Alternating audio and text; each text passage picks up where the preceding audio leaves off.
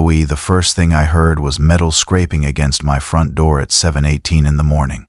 Not knocking. Not someone trying to be polite. It sounded like someone was actually trying to unlock my door from the outside. I froze in my kitchen, coffee halfway to my mouth, trying to figure out if I was imagining things. Then I heard a voice, confident, annoyed, and way too comfortable, saying, "That's strange. This key always works." My heart started pounding because I lived alone, and nobody should have had a key to my house. I walked quietly toward the entryway and checked the camera feed on my phone before opening the door. And that's when I saw her.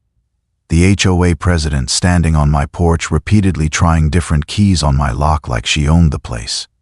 Before I tell you what happened next, take a second to like and subscribe, because this is Karen Stories Daily, and stories like this prove real-life HOA drama is sometimes crazier than anything online. Subscribing really helps the channel grow, and trust me, this situation escalated faster than I ever expected. So I opened the door, but only halfway, keeping the security chain on. She looked surprised, almost annoyed that I interrupted her. Without even greeting me, she said, "Oh good, you're home. Your lock must be malfunctioning. My master key isn't working." I just stared at her for a second, trying to process what she had said. "Master key?" I asked calmly. "Why do you have a key to my house?" She sighed like I was the problem and explained that as HOA president, she needed emergency access to all homes for inspections and safety reasons. Now here's the thing. I had read every document before buying the house. Emergency access applied only to shared buildings or true emergencies: fires, flooding, situations where owners were unreachable. Not random morning visits. And definitely not routine inspections without notice. I told her politely but firmly that she couldn't enter my home. She crossed her arms and said she had received complaints about unauthorized interior modifications that might affect property standards.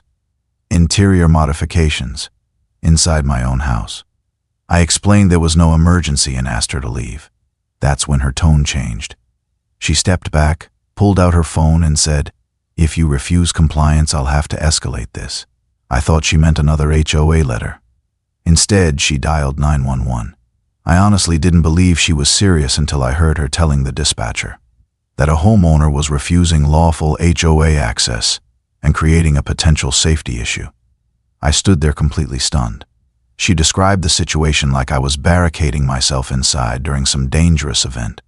What she didn't know was that I work remotely for the county communications department, not a dispatcher, but close enough that I recognized procedures instantly. And when she gave my address, something clicked, because the call was being routed through a system I had access to, Monitor. I went back inside, logged into my workstation, and within seconds I could hear the live call audio feed. Listening to someone misrepresent a situation about your own home is a strange feeling. She told the operator she believed she had legal authority to enter, and that I was obstructing enforcement. The dispatcher calmly asked if there was an emergency. She hesitated, then said she felt threatened by non-compliance. Meanwhile, I was standing 10 feet away from her through the door camera, doing absolutely nothing. Police were dispatched anyway, because once certain phrases are used, protocol requires response. About 15 minutes later, 2 officers arrived. By then, half the street was watching. She immediately walked toward them, talking fast, explaining she was denied access despite having a master key. One officer looked confused and asked, "You have a key to a private residence?" I stepped outside calmly and explained everything, showing ID and HOA documents. The officers listened carefully. One asked her directly if there was an emergency hazard. She said inspections were required for community compliance. The officer's expression changed slightly. He explained HOA authority does not override homeowner consent without emergency conditions or court orders. She didn't like that answer. She insisted the HOA bylaws allowed entry. The officer asked to see the section. She couldn't find it. Instead, she argued about community safety and standards. Meanwhile, neighbors whispered from sidewalks, phones already recording. Eventually, the officers told her this was a civil matter and not appropriate for emergency services. She looked embarrassed but also angry, like she wasn't used to being told no. I thought that would be the end of it. It wasn't. Later that afternoon, I received an official HOA violation notice claiming I obstructed an authorized inspection. That's when I realized this wasn't just misunderstanding, it was escalation. I contacted a lawyer friend who immediately advised me to preserve all footage and communication. Good thing I had cameras, because what happened next changed everything. 2 days later, another board member accidentally revealed during a conversation that several homes supposedly had master keys held by the HOA from years ago. Old owners had voluntarily provided copies during a security program that no longer existed. The keys were never officially revoked, meaning strangers potentially still had access.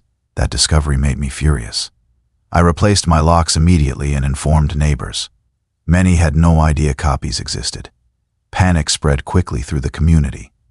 Then came part 2 of the story, because once residents started asking questions, the HOA's authority began falling apart. A special meeting was called after multiple complaints. The room was packed. People demanded to know why private keys were being used for inspections. The HOA president defended herself, claiming it was standard practice for years. I played the recorded footage, including her attempting to unlock my door and the 911 call audio transcript obtained legally through records request. The room went silent.